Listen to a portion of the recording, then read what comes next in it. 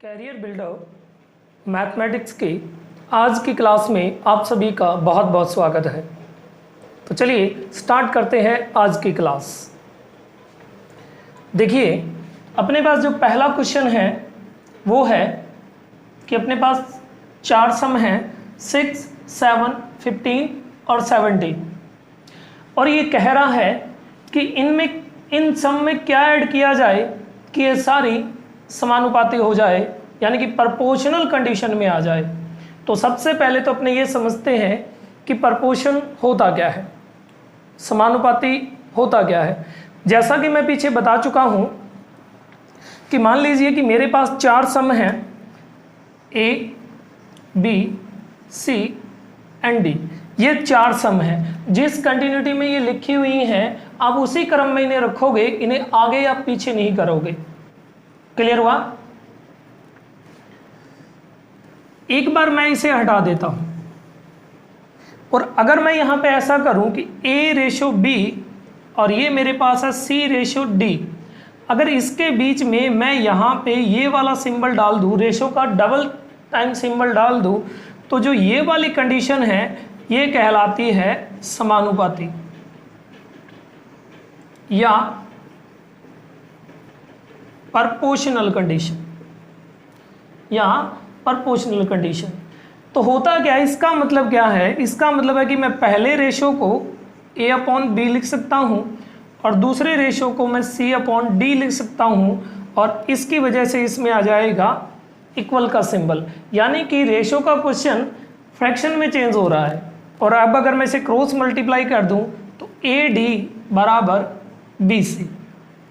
बस इस कंडीशन को जो फॉलो करता है वो समानुपात होता है, यानी कि फर्स्ट और लास्ट का मल्टीप्लाई मिडल वाले दोनों के मल्टीप्लाई के अगर इक्वल है तो उसका मतलब है प्रपोर्शन या समानुपात। क्लियर? इसमें अपने इसको फॉलो करते हैं। मैं आपको बेसिक से भी बताऊंगा और उसके बाद मैं आपको फुली शॉर्टकट से भी बताऊंगा। तो चलिए क्वेश्चन पे आते हैं। अपने पास क्वेश्चन में क्या था, क्वेश्चन में है कि 6, 7, उसके बाद 15 और 17, ये चार सम है अपने पास और ये बोल रहा है कि इनमें क्या ऐड किया जाए। जब भी ऐसा क्वेश्चन हो तो जैसे अपने पीछे किया था A/B, तो पहले दो को मैं फ्रैक्शन में लिख लेता हूं। तो ये लिखा जाएगा 6/7 और इक्वल में आ जाएगा 15/17।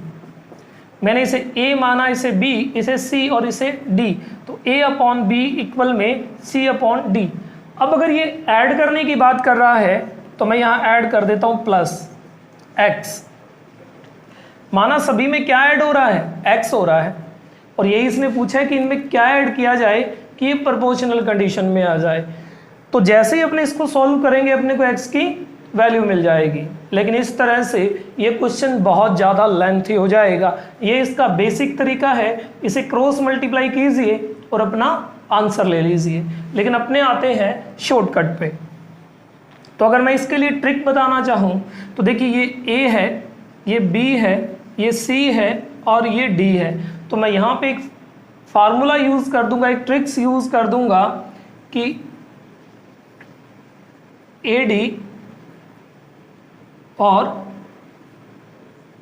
BC का डिफरेंस अपॉन A+D और B+C का डिफरेंस।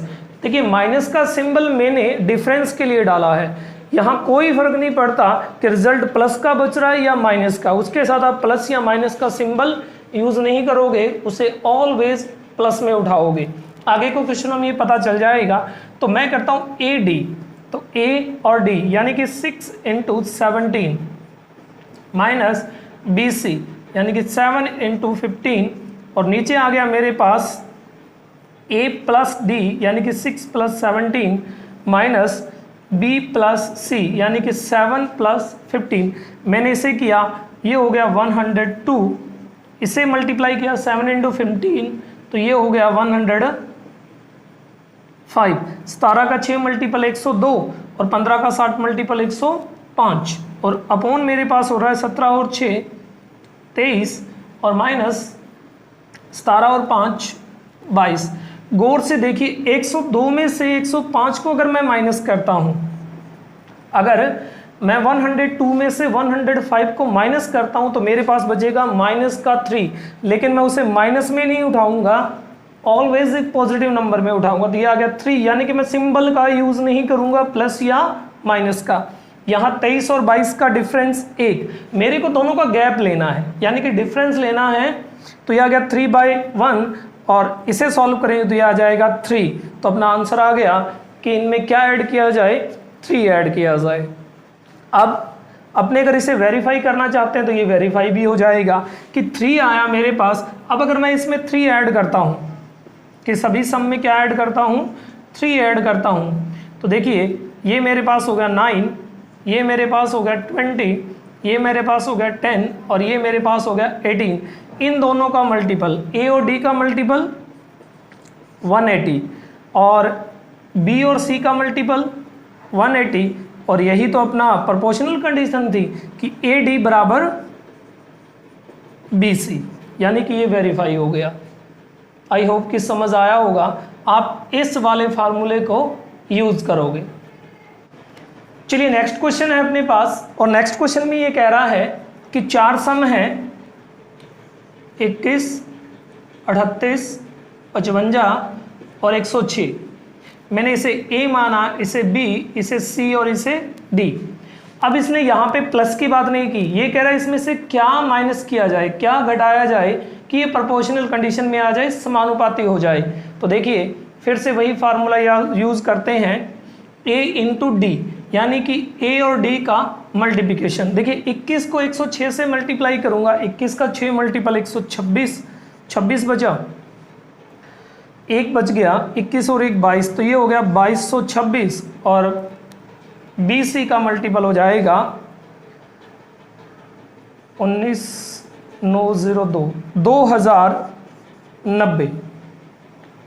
तो अपने पास था कि AD और BC का डिफरेंस, A इंटू डी और B इंटू सी का डिफरेंस, तो ये डिफरेंस मेरे पास आ गया 136।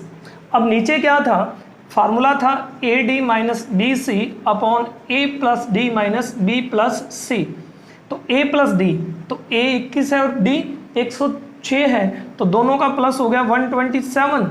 और यहाँ देखें B प्लस C, तो B और C का मेरे पास हो जाएगा 3 और 993, तो इन दोनों का डिफरेंस आ गया मेरे पास 34, यानी कि अपना फार्मूला हो गया AD माइनस BC जो आ रहा है 136 और A plus D minus B plus C का गैप अपने पास आ गया 34।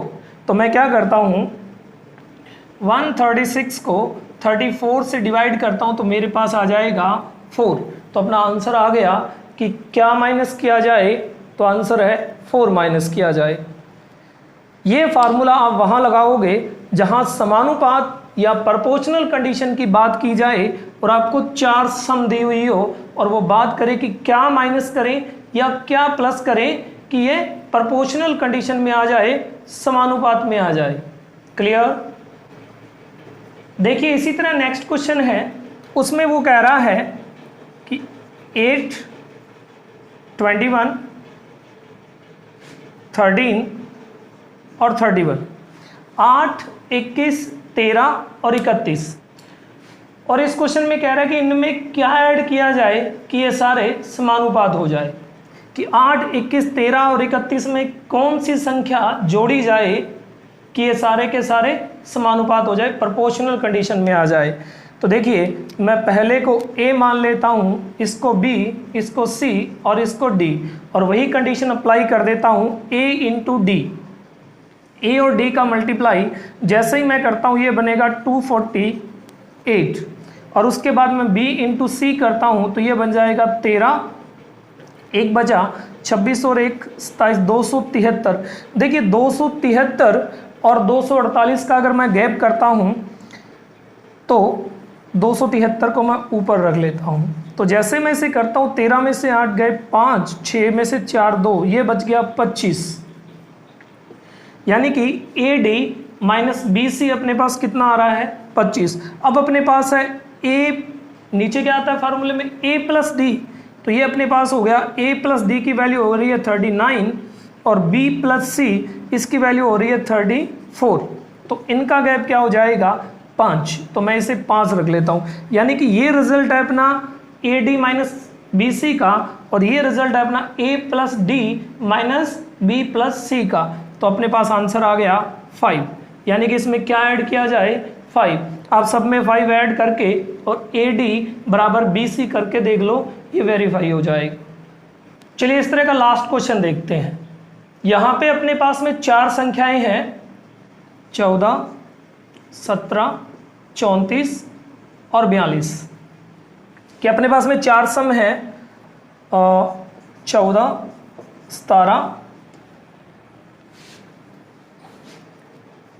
34 और 42। मैं पहली को ए मानता हूं, दूसरी को बी, इसको सी और इसको डी।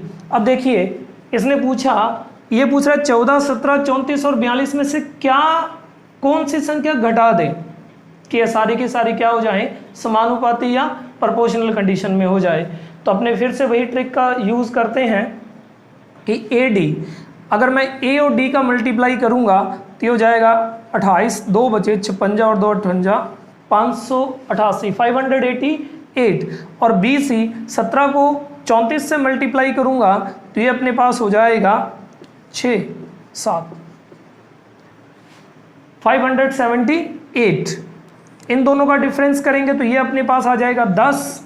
नीचे क्या है a प्लस डी, तो 14 और 42 को अगर मैं ऐड करता हूं तो ये हो जाएगा 56 माइनस b प्लस सी, इन दोनों को ऐड करूंगा तो ये हो जाएगा मेरे पास 51। 56 में से 51 को माइनस करूंगा तो मेरे पास बचेगा 5। तो मेरा आंसर आ गया 2 कि कौन सी सम इनमें से माइनस कर दी जाए। अगर सब संख्याओं में से इन चारों संख्याओं में से 2 माइनस कर देते हैं बारी बारी से तो ये संख्याएं प्रोपोर्शनल कंडीशन में आ जाएगी। देखिए नेक्स्ट टाइप के क्वेश्चन में अपने पास पहला क्वेश्चन है, ये बोल रहा है कि 2 सम हैं जिनका अनुपात है 7:13, यानी कि 2 कोई सम है जिनका रेशो बनाया गया तो उनका रेशो बना 7:13। अब ये कह रहा है इन दोनों सम में ऐसा क्या ऐड किया जाए, कौन सा नंबर, इन टर्म्स में कौन सा नंबर ऐड करें कि इन सम का रेशो बदल के कितना हो जाए 2:3। देखिए वो सम कौन सी थी जिनसे ये रेशो बना, कन्फर्म नहीं है। इसमें क्या ऐड किया गया, कन्फर्म नहीं है। और ऐड करने के बाद ये कट के कितना बन जाएगी 2:3। तो ये भी नहीं पता अपने को कि वो सम ऐड होने के बाद क्या बनी या रियल में वो क्या थी। जब इन्हें देखा जाता है तो ऐसा लगता है कि ये क्वेश्चन गलत है, डाटा अनसफिशिएंट है, लेकिन ऐसा नहीं है। जब भी आपके पास ऐसा क्वेश्चन हो कि किन्हीं सम का रेशो दिया हुआ हो, फिर प्लस या माइनस करने की बात करें कुछ और बनने वाला रेशो दिया हुआ हो, तो आप वहाँ पे पहले को a मान लोगे, रेशो को a/b मान लोगे और उसके बाद वाले रेशो को c/d मान लोगे। यानी कि किसी सम का रेशो दिया हुआ हो, उनमें प्लस या माइनस करने की बात करें और उसके बाद रेशो चेंज होकर के जो बन रहा हो वो भी दिया हुआ हो, तो आप यहाँ पे फार्मूला लगा दोगे AD minus BC upon D minus C। यानी कि पिछला सेम क्वेश्चन की तरह ही हो रहा है, लेकिन क्योंकि यहाँ पे रेशो के अलावा कुछ नहीं है तो नीचे D माइनस C आ गया। तो अपने इसे करते हैं। देखिए AD 7 और 3 का मल्टीपल 21, उसके बाद BC तो 13 और 2 का मल्टीपल 26 और अपॉन D माइनस C यानी कि 3 माइनस 2।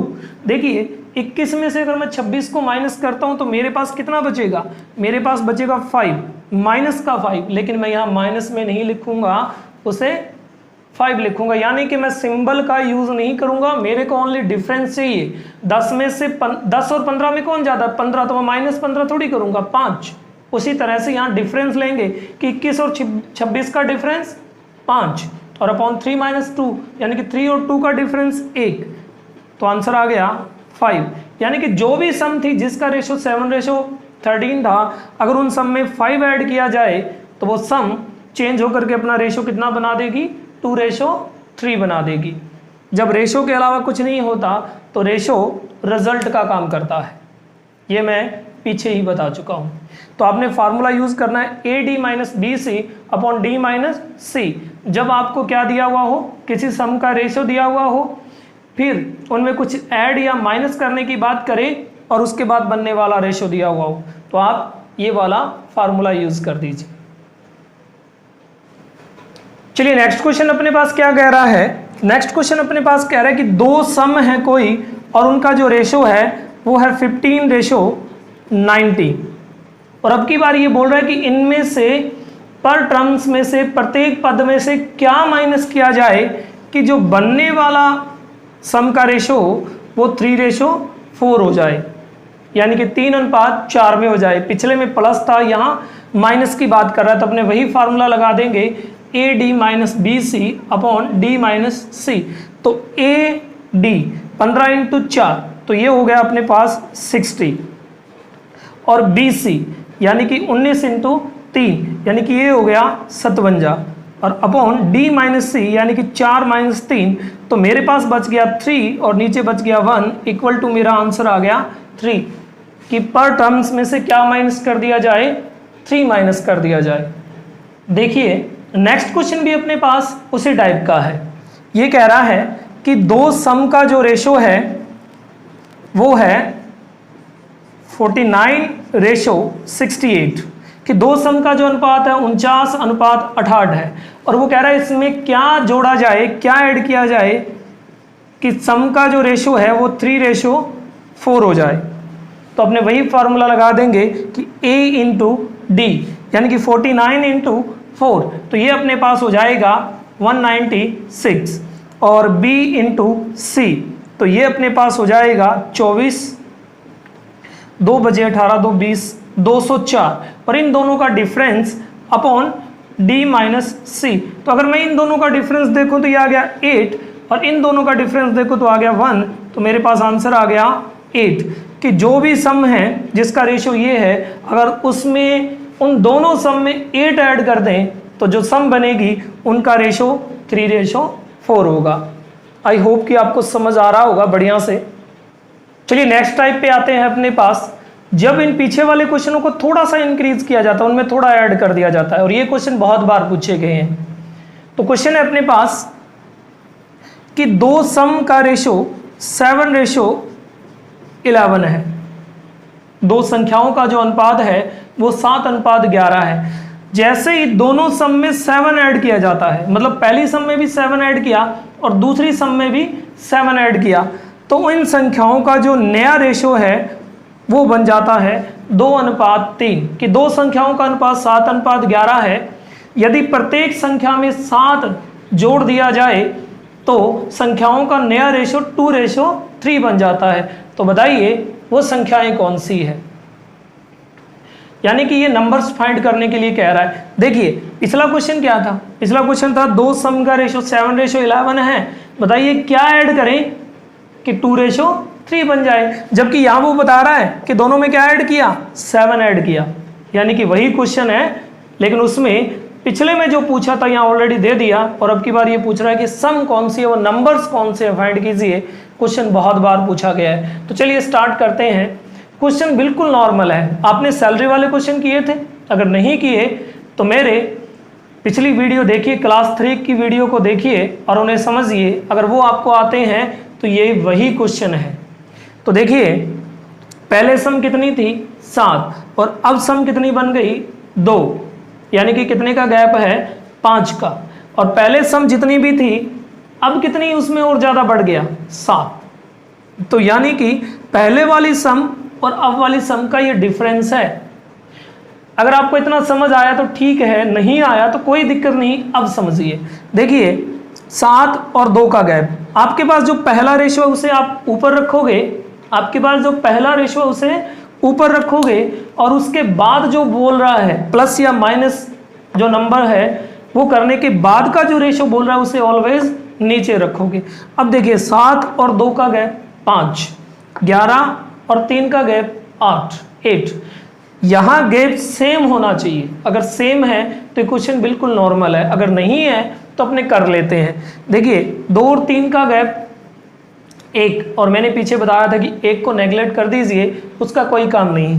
यहाँ 7 और 11 का गैप, 7 और 11 का गैप 4, तो इन दोनों सम का, इन दोनों रेशो का जो गैप है उसे नीचे वाले से मल्टीप्लाई कीजिए, तो इनका गैप आ गया 4, और 4 को अगर मैं 2 से मल्टीप्लाई करता हूं तो ये हो जाएगा 8, और 4 को अगर मैं 3 से मल्टीप्लाई कर देता हूं तो ये हो जाएगा 12। देखिए पहले सम कितनी थी 7, और अब सम कितनी है 8, यानी कि गैप कितना है 1। पहले जो भी सम थी और अब जो भी सम है उसमें गैप कितने का है 7 का। रेशो में कितने का गैप है 1 का, और सम में कितने का गैप है 7 का, यानी कि नंबर्स में 7 का। यानी कि इन दोनों का रेशो देखिए दोनों जगह सेम बन रहा है, 7 और 8 1 का रेशो, 11 और 12 1 का रेशो। तो अपने पास यहाँ आ गया 1 रेशो, और 1 रेशो की वैल्यू अपने पास दी हुई है 7, कि पहले वाली और अब वाली संख्या में कितने का अंतर है 1 रेशो का।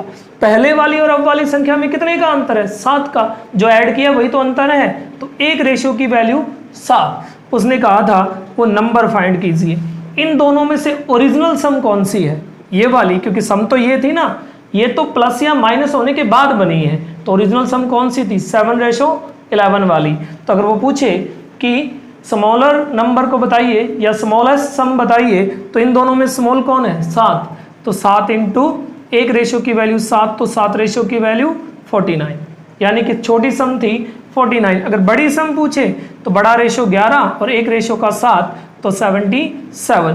ये अपने पास दोनों सम आ गई। क्लियर हुआ होगा। सेम टू सेम सैलरी वाला क्वेश्चन है। देखिए नेक्स्ट क्वेश्चन में ये फिर से क्या कह रहा है, ये कह रहा है कि दो संख्याओं का जो अनुपात है वो 1:2 है, और जैसे ही दोनों सम में 7 ऐड किया, इनका जो नया अनुपात था वो हो गया 3:5, यानी कि दो संख्याओं का अनुपात 1:2 था, दोनों संख्याओं में 7 ऐड करने पर नया अनुपात कितना हो रहा है 3:5। तो ये पूछ रहा है कि दोनों में से जो छोटी संख्या है वो बताइए, सॉरी ये पूछ रहा है कि दोनों में जो बड़ी संख्या ग्रेटर नंबर को बताना है अपने को। तो चलिए सबसे पहले अपने देखते हैं 1 और 3 का गैप 2, 2 और 5 का गैप 3, ये गैप तो सेम नहीं आ रहा, तो पहले सेम करते हैं। 1 और 2 का गैप 1, छोड़ दिया इसे। 3 और 5 का गैप 2, मैं इसे 2 से मल्टीप्लाई करता हूँ, ये 2 हो जाएगा। इन दोनों का गैप 2, और मैं इस 2 को 2 से करता हूँ तो ये हो जाएगा 4। 2 और 3 का गैप 1 रेशो, 4 और 5 का गैप 1 रेशो, यानी कि अपने पास गैप सेम हो गया। तो मेरे पास कितना आ गया 1 रेशो, और 1 रेशो की वैल्यू कितनी दी हुई है 7, कि पहले और अब की संख्या में कितने का अंतर है रेशो के अकॉर्डिंग 1 का, और पहले और अब की संख्या में कितने का अंतर है 7 का, क्योंकि जो ऐड या माइनस किया जा रहा है वो डिफरेंस ही तो है। तो 1 रेशो की वैल्यू 7, और अपने से पूछा था ग्रेटेस्ट नंबर, ओरिजिनल रेशो ये था, इन दोनों में ग्रेटेस्ट कौन है 4, तो बड़ी संख्या 4 वाली होगी। 4 रेशो है, 1 रेशो का वैल्यू 7 है, तो 4 रेशो की वैल्यू आ गई 28, अपना आंसर आ गया 28। देखिए नेक्स्ट क्वेश्चन में अपने को बोल रहा है कि दो सम का जो अनुपात था वो था 3:5, और जैसे ही दोनों संख्याओं में से यानी कि प्रत्येक संख्या में से 9 घटा दिया जाए तो इन संख्याओं का अनुपात हो जाता है 12:23। तो ये बोल रहा है कि बताइए छोटी संख्या कौन सी है, स्मॉलेस्ट नंबर कौन सा है। देखिए जब अपने पास ऐसा क्वेश्चन हो बड़े आराम से एक बार देखते हैं। देखिए जो ऐड या माइनस किया जा रहा है वो ऑलवेज डिफरेंस होगा, किनका, इन दोनों रेशो का बस।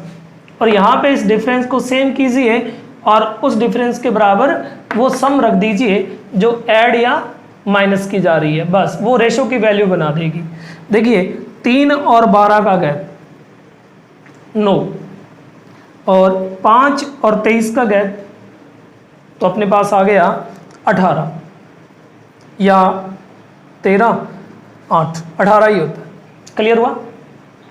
तो यहाँ आ रहा है और यहाँ जो गैप आ रहा है वो सेम नहीं है। तो देखिए 3 और 5 का गैप 2, 12 और 23 का गैप 11 ही हो रहा है।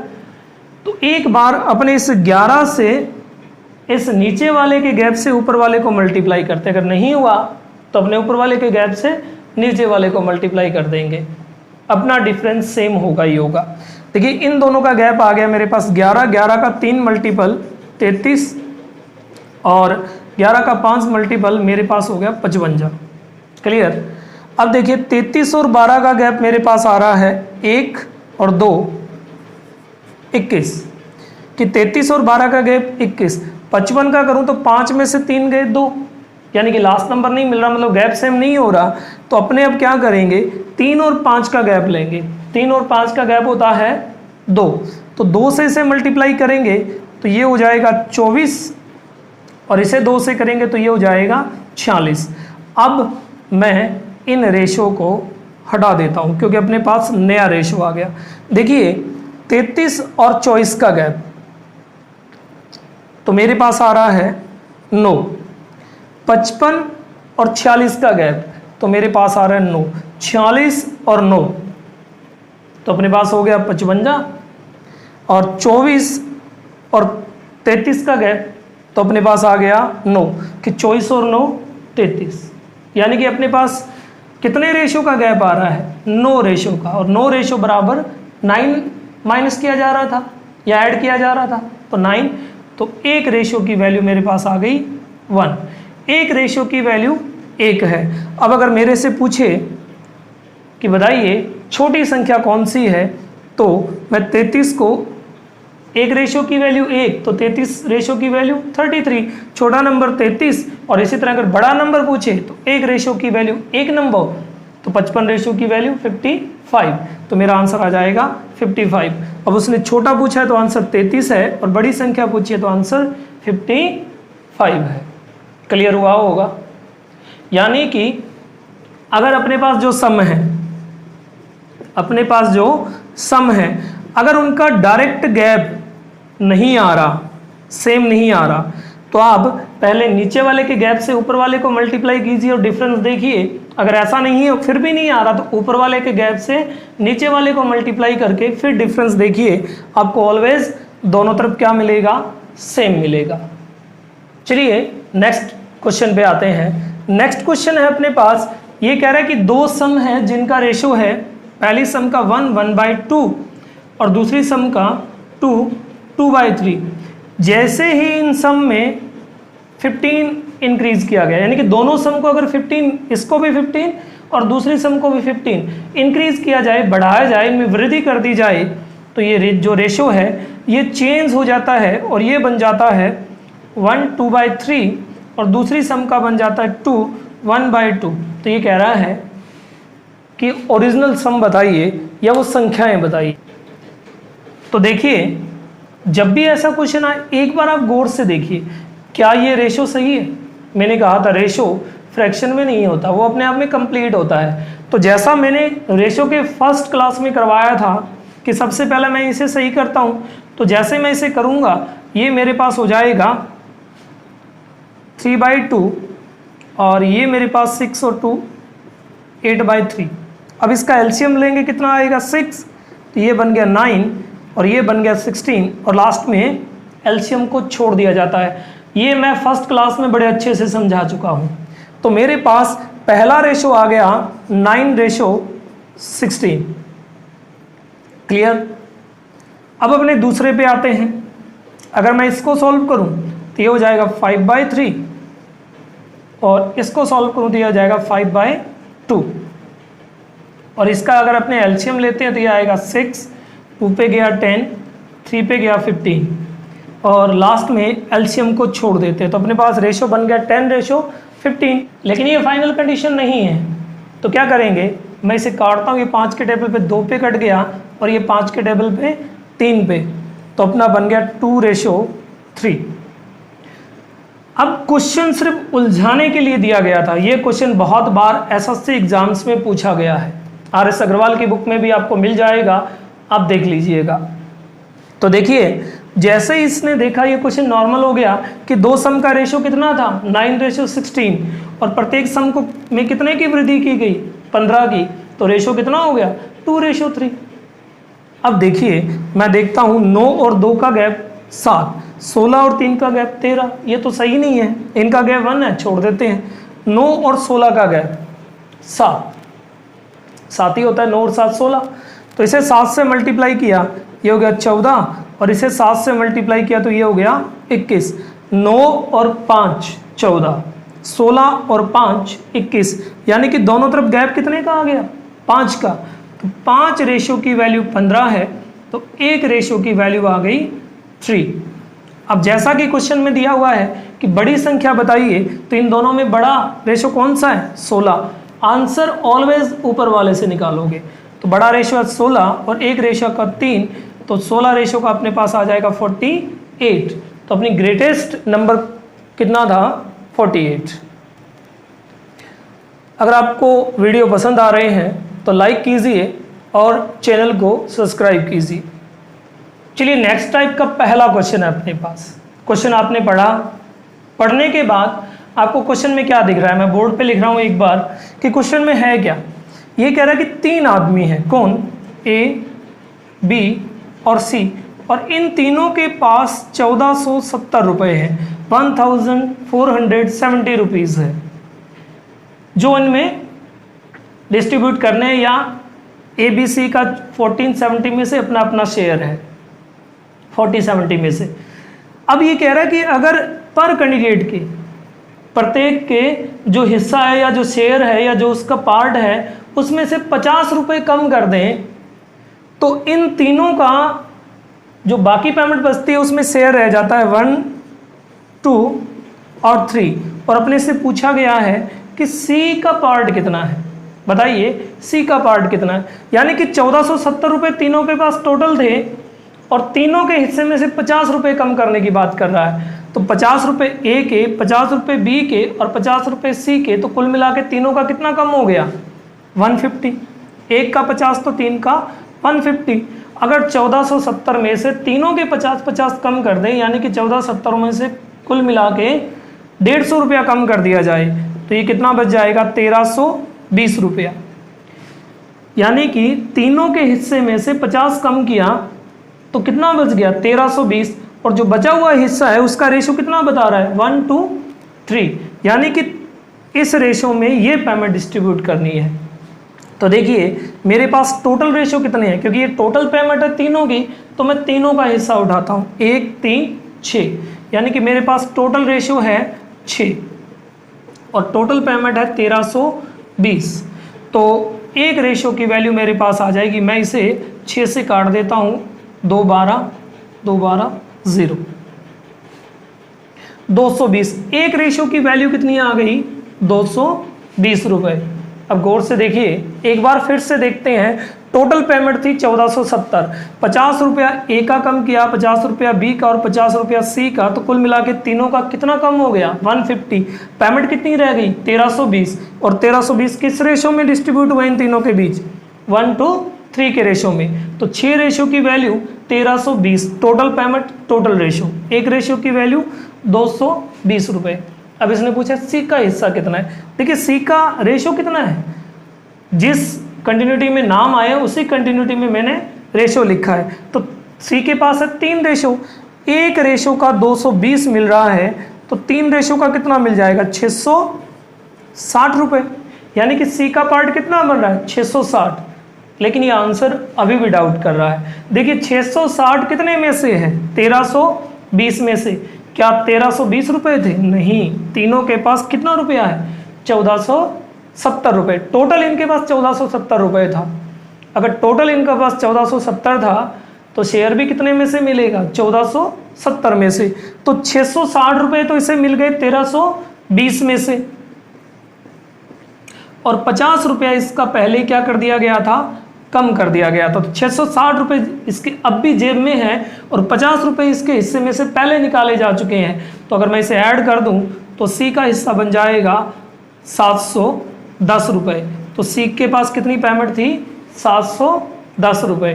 देखिए ऐसे क्वेश्चनों में अगर वो कम करने की बात कर रहा है तो आप माइनस कर दोगे, और अगर वो ज़्यादा करने की बात कर रहा है, इंक्रीज कर रहा है, तो आप प्लस कर दोगे। उसके बाद जो भी रेशो है उसमें उस पेमेंट को बांट दोगे और जिसका पूछा है उसके रेशो से मल्टीप्लाई करके उसकी वैल्यू निकालोगे। लेकिन इस स्टेप के बाद ही गलती होती है। लास्ट में क्या करना है अगर उसके पेमेंट में से रुपए निकाले गए थे तो आप दोबारा ऐड कर दीजिए, और अगर उसको दिए गए थे, इंक्रीज किए गए थे, तो लास्ट में माइनस कर दीजिए, क्योंकि यहाँ पे उसकी पेमेंट में से निकाले गए थे 50 रुपये, तो मैंने लास्ट में ऐड कर दिए। बस ये लास्ट वाला स्टेप क्या है, भूल जाते हैं या जल्दबाजी में नहीं करते। देखिए नेक्स्ट क्वेश्चन भी इसी तरह का है। वो कह रहा है ए, बी और सी, 3 पर्सन है, ए, बी और सी, ये 3 पर्सन हैं और तीनों पर्सन के पास 2430 रुपये है। उसके बाद ये कह रहा है कि अगर ए के हिस्से में 5, बी के हिस्से में से 10 और सी के हिस्से में से 15 रुपये निकाल लिए जाएं, तो जो बाकी पेमेंट है उसका रेशो 3, 4 और 5 रह जाता है। तो देखिए टोटल रुपए कितने हैं, 2430। इन तीनों के हिस्से में से कुल मिला के कितना रुपया निकाल लिया गया, 30 रुपया। तो 2430 तीनों के पास था और तीनों की पेमेंट में से कितना निकल गया, 30 रुपया। तो अब इन तीनों के पास कितना रुपया बच गया, 2400। और ये 2400 रुपये किस रेशो में बढ़ा, 3, 4 और 5 में। तो टोटल रुपया 2400 और तीनों के पास अब टोटल रेशो 5, 4, 9, 9 और 3, 12। तो मेरे पास 12 रेशो की वैल्यू आ गई 2400 और एक रेशो की वैल्यू मेरे पास आ रही है 200 रुपये। यानी कि एक रेशो कितने के बराबर है, 200 रुपये के बराबर। अब इस क्वेश्चन में पूछा किसका है, वो कह रहा है कि बी का शेयर बताइए। तो बी के पास कितने रेशो हैं, 4। एक रेशो की वैल्यू 200, तो 4 रेशो की वैल्यू 200 इंटू 4 यानी कि 800 रुपये। यानी कि बी को 2400 रुपये में से कितना मिल रहा है, 800 रुपया, और उसके हिस्से में से निकाला कितना गया था, 10 रुपया। यानी कि 800 रुपये उसके अब भी जेब में है, जबकि वो जेब में से कितना रुपया निकाल चुका है, 10। तो कुल मिला के उसके पास टोटल कितना था, 810 रुपया। तो अपना आंसर आ गया 810 रुपीज़। यही मैंने बताया था कि आंसर फाइंड करने के बाद अगर रुपया निकाला गया है तो लास्ट में ऐड कर दो, और अगर दिया गया है तो लास्ट में माइनस कर दो। देखिए इस टाइप का नेक्स्ट क्वेश्चन है, इसे बड़ा ही आराम से देखते हैं एक बार फिर से। ये कह रहा है कि ए, बी और सी में 735 रुपये हैं इनके पास, टोटल 735 रुपये है, रुपीज़ है। अब ये कह रहा है कि अगर प्रत्येक को 25 रुपये कम मिले होते, टोटल कितने मिले हैं, 735।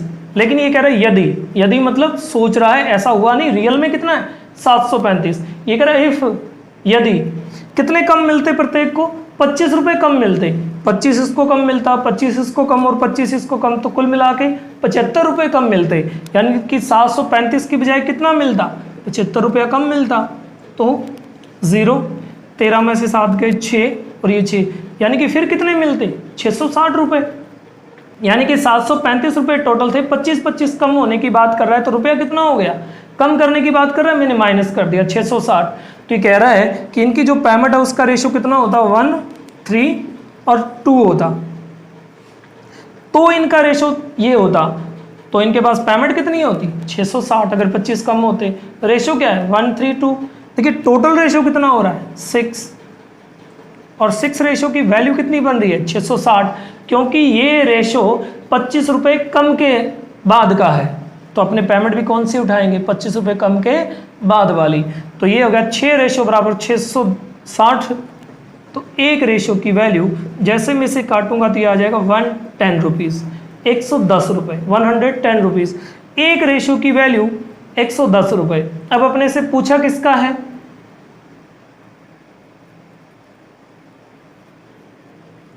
सी का पूछा है। तो देखिए सी के पास कितना रेशो है, 2। अगर एक रेशो का 110 रुपया तो 2 रेशो का 220 रुपया। लेकिन रियल में कितना रुपया था, 735, और ये 220 रुपया किस में से है, 660 में से। क्यों, क्योंकि इसके 25 रुपये कम किए गए थे, इसके 25 रुपये कम किए गए थे। तो लास्ट में मैं इसमें 25 ऐड कर देता हूँ, तो अपने पास सी की वैल्यू टोटल बन जाएगी 245। तो 735 रुपये में से सी का पार्ट कितना है, 745 रुपये। देखिए अपने से वो कितना डिस्ट्रीब्यूट, कितना शेयर करवा रहा है, डिवाइड करवा रहा है, 735, जबकि अपने रेशो किस को तोड़ रहा है, 660 को। तो याद रखिएगा, बस यही गलती होती है कि आंसर फाइंड करने के बाद अपने प्लस या माइनस करना भूल जाते हैं। और लास्ट में एक बार फिर से बता दूं, अगर रुपए स्टार्टिंग में लेस कर रहा है तो लास्ट में प्लस हो जाते हैं, और स्टार्टिंग में अगर इंक्रीज कर रहा है या ऐड कर रहा है तो लास्ट में माइनस हो जाते हैं। अगर आपको कहीं भी कोई भी डाउट है, इन क्वेश्चनों में आपको डाउट है, समझ में नहीं आया, तो आप मेरे नंबर 9413523901 पर उस क्वेश्चन का स्क्रीनशॉट लेकर के सेंड कर सकते हो। मैं उस क्वेश्चन को दोबारा, उस सिंगल क्वेश्चन को मैं दोबारा अच्छे से वीडियो बना करके पूरा डिटेल में समझा दूंगा, क्योंकि क्लासेस में मैं थोड़ा फास्ट हो जाता हूँ, टाइम की थोड़ी प्रॉब्लम है, उस वजह से। अगर आपको वीडियोस पसंद आ रही है तो चैनल को लाइक कीजिए, ज़्यादा से ज़्यादा शेयर कीजिए और खूब सब्सक्राइब कीजिए। जय हिंद।